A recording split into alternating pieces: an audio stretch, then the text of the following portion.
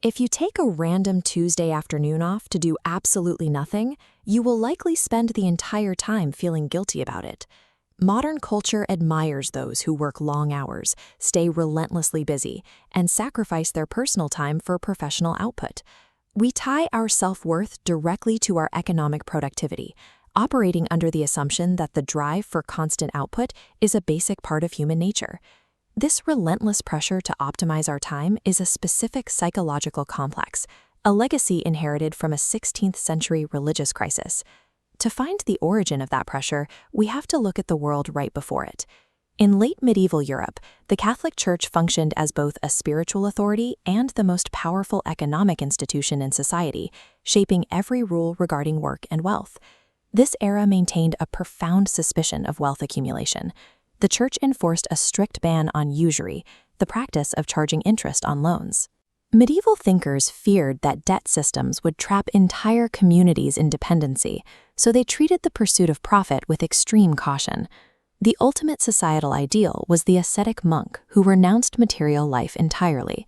While hard work was necessary for survival, the successful merchant was viewed as a figure of spiritual risk rather than a hero. You can see this tension in the Medici family of Renaissance Florence. They built one of the most powerful banking institutions in history, yet they funneled massive portions of their fortunes back into churches and hospitals. It was a form of cultural apology for the weight of their immense wealth. In this world, money was powerful, but inherently unholy. For modern capitalism to take hold, the moral polarity of wealth generation had to reverse. That reversal began in 1517 with Martin Luther. During the Reformation, Luther redefined ordinary labor, like blacksmithing or farming, as a divine calling. He argued that serving God was not reserved for the clergy. It was the duty of every worker to perform their job with religious zeal. The French theologian John Calvin took this concept of holy work and added a layer of extreme psychological pressure. Calvin taught the doctrine of double predestination, the belief that God had already decided from the beginning of time who would be saved and who would be damned. Because human actions could not change this decree, believers were left in a state of constant, terrified uncertainty. Desperate for evidence that they were among the elect, Calvinists adopted rigorous self-discipline. They worked obsessively, tracked their time with precision, and shunned all luxury. In their minds, a life of relentless, productive labor became a visible sign of spiritual health.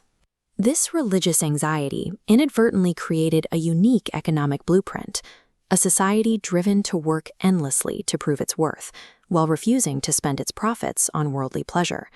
Combining relentless earning with a refusal to consume creates the engine of capital accumulation. Wealth is saved and reinvested, fueling rapid expansion. This ethic drove the Dutch Golden Age, transforming the small republic into 17th century Europe's financial heart. These reinvested profits funded the Dutch East India Company and the birth of the first functional stock market, allowing capital to flow into global trade networks at an unprecedented scale. This mentality spread to England, where institutions like the Bank of England were built to systematize this new tolerance for wealth. London began its transformation into a global financial center. Puritans then carried this hyper-productive, disciplined cultural DNA across the Atlantic, embedding it into the foundation of early American life. Beyond the physical invention of ships and banks, global capitalism required a cultural software upgrade that turned wealth generation into a moral virtue. In 1905, the German sociologist Max Weber analyzed this phenomenon in his influential book, The Protestant Ethic and the Spirit of Capitalism. Weber traced the mechanics of modern business back to the psychological habits of Calvinist anxiety. In his analysis, the drive for profit was a spiritual necessity long before it became a secular desire for luxury.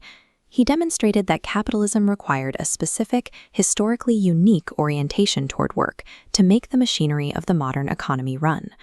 Over time, the religious fear of God evaporated, but the economic habits remained.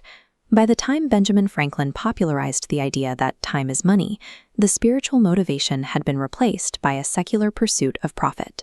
We removed the religious anxiety, but we permanently kept the relentless economic pressure, cementing a new global operating system.